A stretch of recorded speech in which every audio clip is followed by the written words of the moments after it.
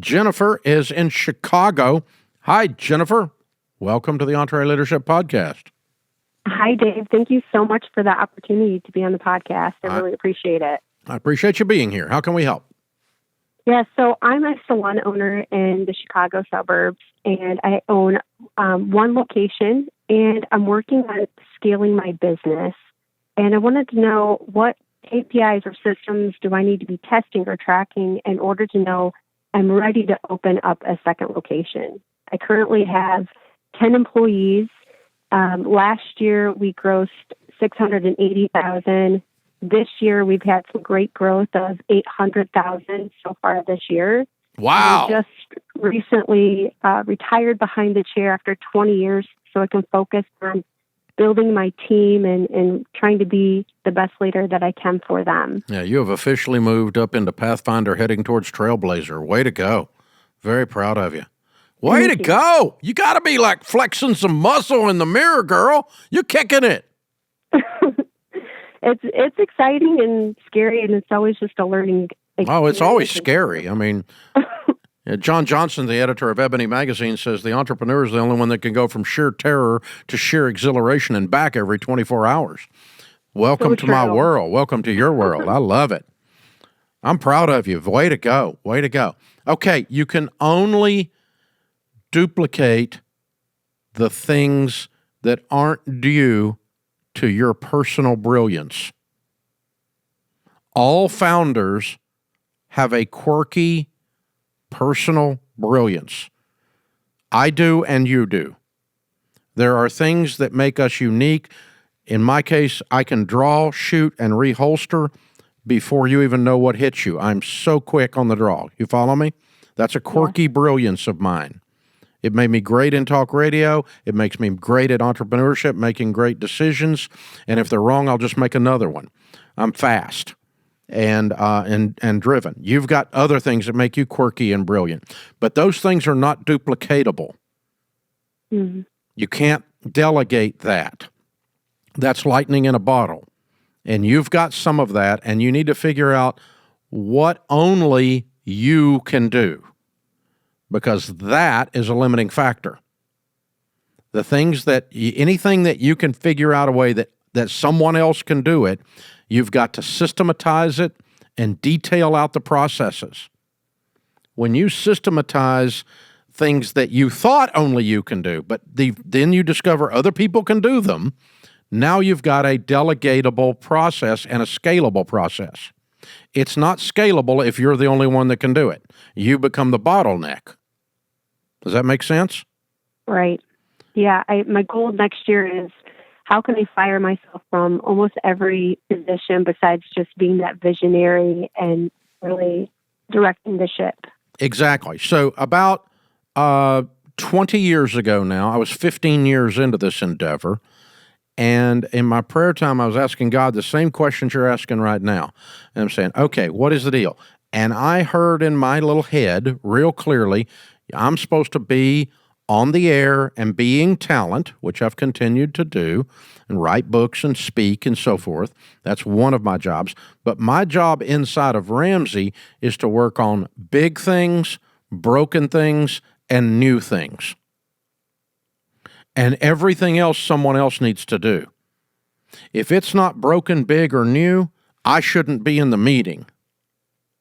And I had to quit because I like doing the operational stuff. I like, cranking out the widgets and making sure that the manufacturing is working. In your case, how many heads are we cutting? What's the technique? What's the art with the hair? That's crap. You're not in that business anymore. You're now working on new things, big things, and broken things. And in your case, one of the things that's broken that I pointed out earlier, it's not broken, but it's a requirement for you to move to this next level, is for you to work on taking things that you do down into little bitty bite-sized pieces that are explainable and turn them into processes so you don't have to do them anymore. Love that. Systematize and process. Systematize and process. And it's not to take the soul out of it. It's to make sure your DNA and your soul is in the process. So we have a process, for instance, at Ramsey.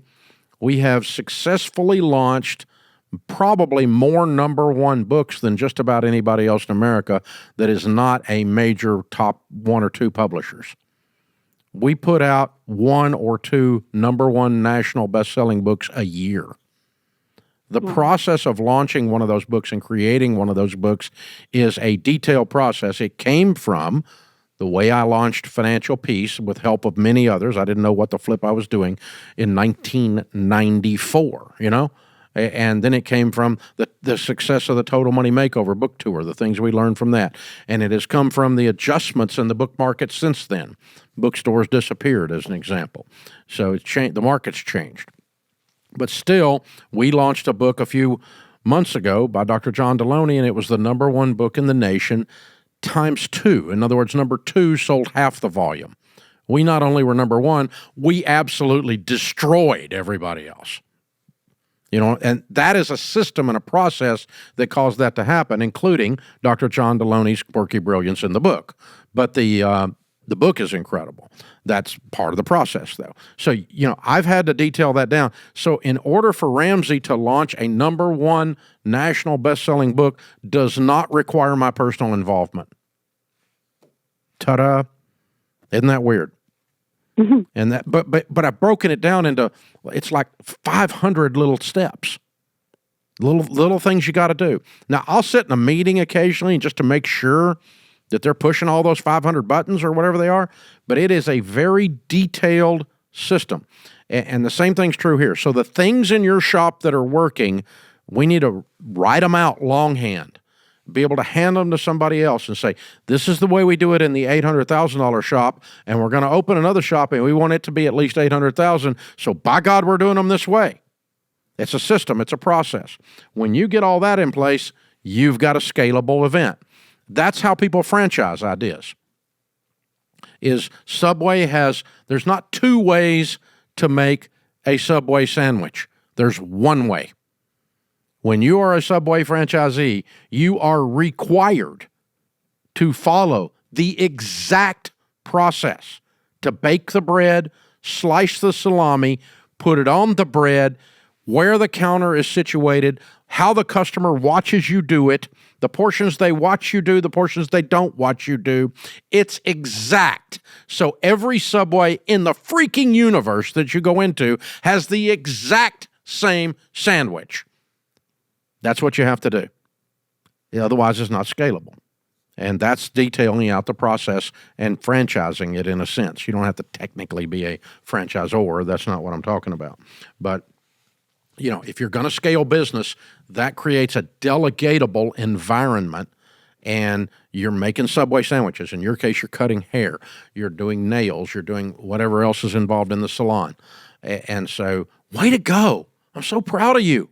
You are getting it. Man, you're running a business that's almost bringing in $1 million. Wow. What a great country we live in. Wow. And even the communists can't argue with that. It's amazing. Way to go. So proud of you. That's about as good as it gets, you guys.